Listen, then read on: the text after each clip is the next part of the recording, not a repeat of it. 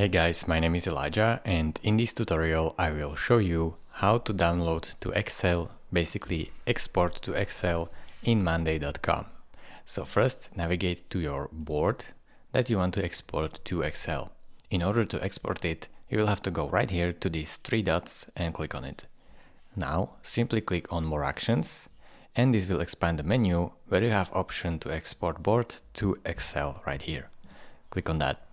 Now you can include updates and email you a copy on your email if you select this box. So note this, the sorting applied to this view will not be exported to the Excel file. Click on Export, and here your file is ready. Just name your file, set where you want to download it, and then click on Save. And simply as that, your Excel file is downloaded right here. It is really simple. Thank you for watching. If this video was helpful to you, consider subscribing and liking this video, and I will see you in the next tutorial. Bye bye.